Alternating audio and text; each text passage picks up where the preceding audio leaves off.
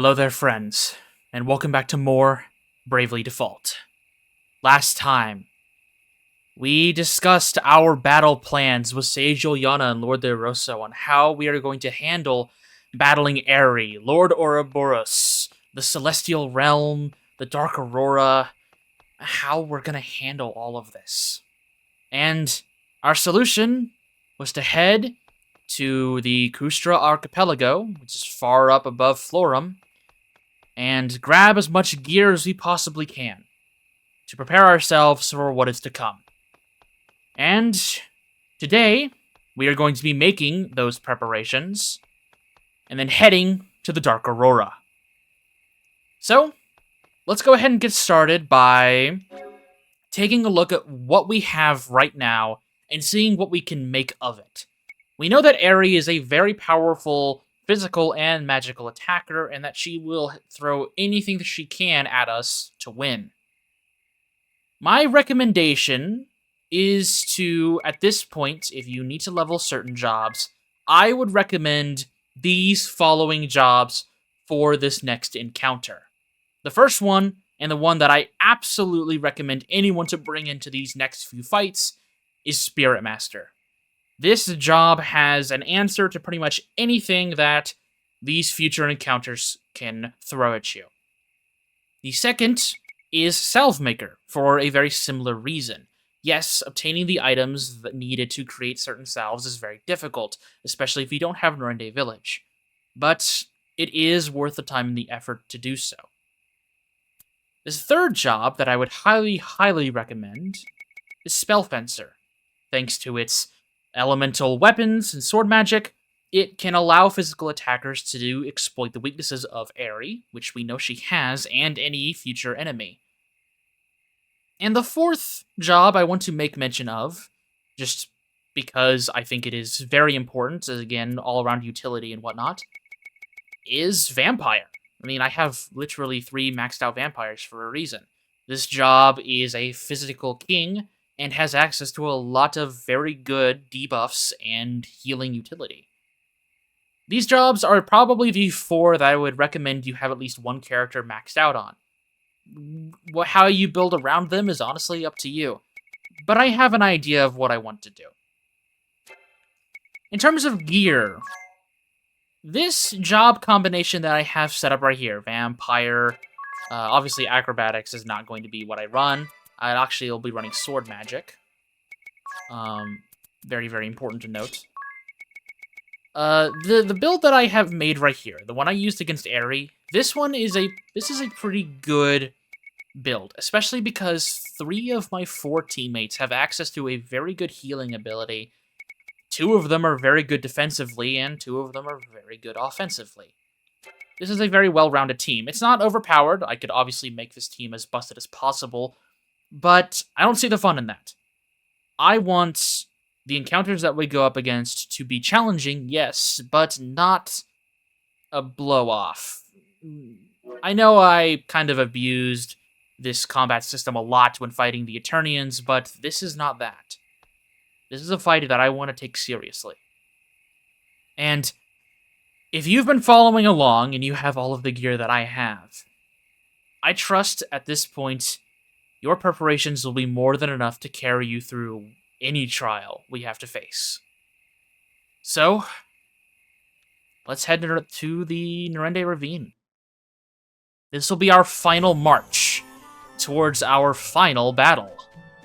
And of course, it all ends where it began, here in the ravine.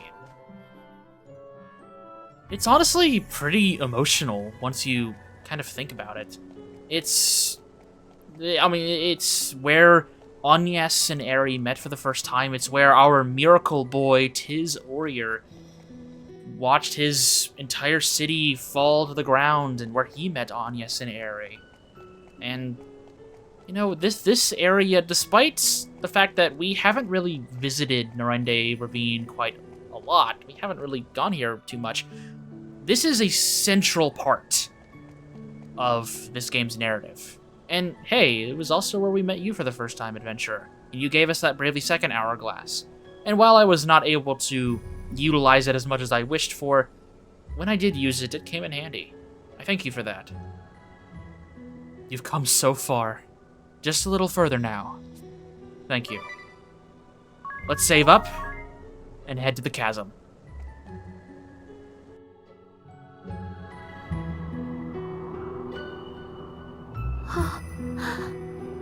There it is. The Dark Aurora. Is Eri inside? But how do we... Look! A magic circle on the cliff's edge. It may offer a way in. All right! If everyone's ready, let's go after Eri!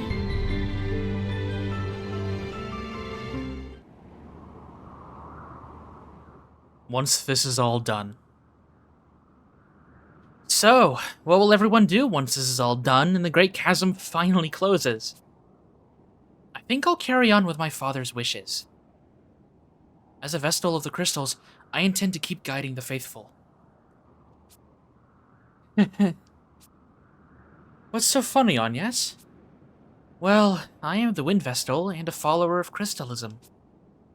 And you are the daughter of the great Brave the Templar, and naturally an adherent to anti-crystalism. It seems strange that we would journey so far together, but in the end, return to lives naturally opposed. Well, I for one intend to put concepts like crystalism and anti-crystalism in the past. Really? Yes, I've made up my mind.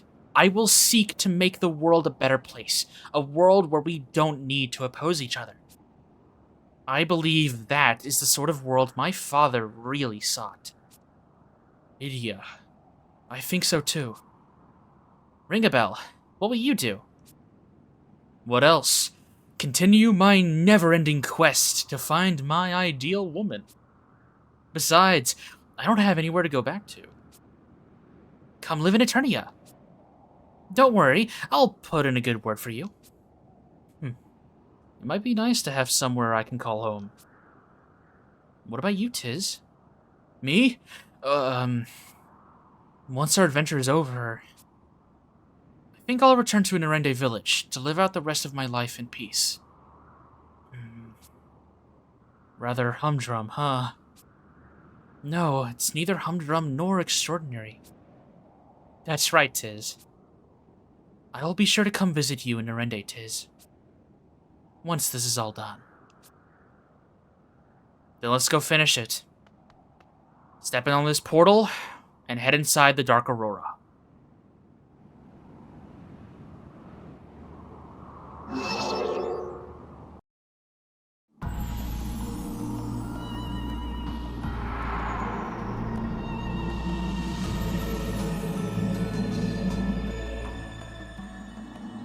I beseech you, O Lord, hear your faithful servant's plea. For the 1100 million years since I was spawned of you, I have existed solely for your glory and... No! No!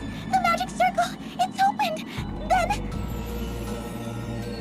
Lord Ouroboros! They come! The warriors of light are upon me! Your faithful servant is in grave peril! Hear my plea! I beg you! That's right, Eri, you should be scared. Welcome to the Dark Aurora, where the remnants of Nerende remain. As you can see, the entire town has been completely devoured by this Aurora. This is the final dungeon. Let me go ahead and switch the difficulty encounter rate up to a decent amount so we can see exactly what is here for us.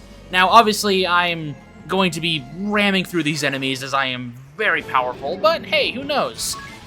The general idea here for the Dark Aurora is that most of these enemies are very, very, very powerful. But honestly, nothing here is really all that dangerous compared to what you might have fought in Dimension's Hasp. But play safe nonetheless, as these enemies still might give you a bit of a scare.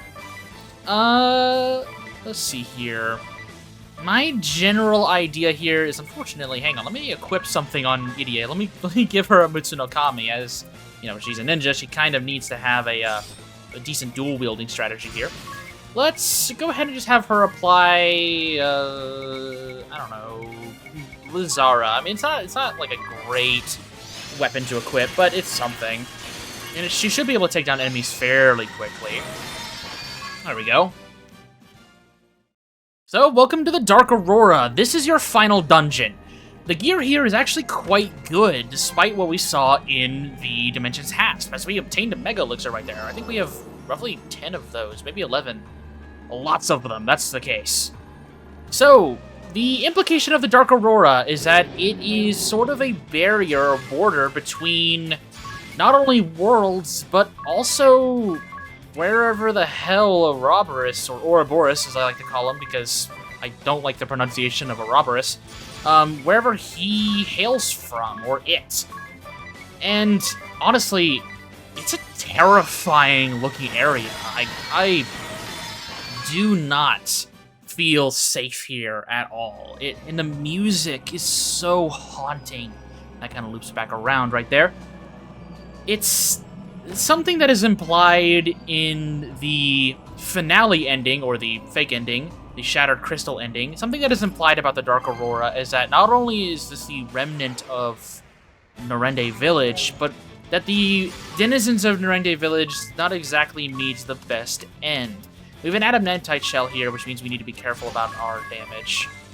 And the fact that the denizens of Norende most likely fell prey to these creatures, it's an implication that really does show the vile nature of Eri, and something that it really does prove that we need to put a stop to these vile creatures as soon as possible, especially because they've been doing this for millions of years.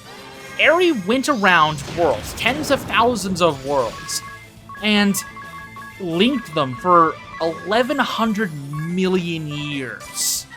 That is a frightening implication. I had Stillness equipped. But the fact that the denizens of Norende suffered a fate worse than death, in my opinion, thousands upon thousands upon thousands of times, over and over. And Eri doesn't even bat an eye at it. It's a terrifying idea. Damn you, not again. And of course, the music doesn't really help the dire sense of things. This is a very, very good song for really putting in the idea of what exactly you're witnessing here. We've got, pylons and stuff that doesn't seem like it would really fit in the Norende Village either. Maybe we're slowly crossing into another world entirely, like even beyond Luxendark. But the whole otherworldly feeling of this zone is easily one of my favorite aesthetics in the game. Okay, so this area loops around right here. Let's go ahead and go through this portal. See where that leads. This leads to a treasure chest. Oh, we've got our exclamation point right there. The Blood Blade. Now, this was actually a hidden item in the Vampire's Castle. So if you didn't grab that at that point, you've got one right now. Very easy grab right there. That allows for you to utilize Drain without even needing to have sword magic equipped on your party member, which is very, very useful. This is looping around again, which is a very common trope with this dungeon, as it's got this idea where you can kind of explore certain avenues without needing to explore others. But as we're walking through this segment right here, I want to go ahead and talk a little bit about my opinions on Eri. Now, I mentioned it a little bit in the episode where she betrayed us, but I want to go ahead and talk about it a bit more in depth. The character reactions for Eri were not my favorites, especially because they knew she was the evil one for many, many chapters in multiple worlds, and yet they reacted as if they didn't. It would have been a bit better if the protagonists had at least hatched a plan in case Eri decided to actually act upon her betrayal arc. And to see them just be super duper surprised and Anya's feeling like an idiot despite the fact that she was the one who wanted to watch over Eri knowing that she was evil. It's not my favorite. We obtained a ribbon right here, which will nullify pretty much every single ailment in the game. Very, very useful. It does lower your defense a little bit, but honestly, not a bad idea to equip on like one of your attackers. Because Tiz actually, Idia has the least amount of defense. Let's go ahead and give her the ribbon then. Yeah, I'm feeling good about that. But it's definitely not handled the best. But in terms of, like, the actual betrayal and the character of Eri and whatnot, she's one of my favorites. I talked about how I like that she's kind of a reversal and portrayal of the guiding fairy trope. And since pretty much the entirety of Bravely Default is centered around taking standard and traditional JRPG tropes, the, 4 heroes of light saving the world by restoring the crystals, and very standard Final Fantasy storyline right there, and turning it on its head. The crystals act as portals to another world where you have to keep doing it over and over and over again. It's something different. And Eri is no different. That was a little redundant of me. But Eri's whole reversal is really, really cool, and I think it's handled fairly well.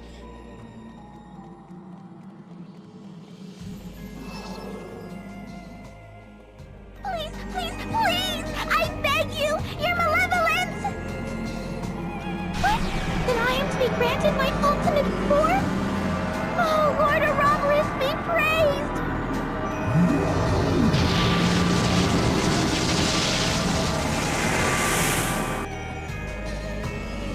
Well, that isn't good. But as I was saying, Eri's personality, her snarkiness and whatnot is easily one of my favorites. And the fact that she's, frankly, an irredeemable villain, even if her twists do come off a little quick, like, as soon as the world hopping begins, it's very obvious that she is not who she seems. She's one of my favorite characters in all of gaming, just straight up. But we've arrived here at the very end of the Dark Aurora. Only the adventurer, for some reason, is here to greet us. So, next time on Bravely Default, we finish this once and for all. And with that said, I'll see you soon.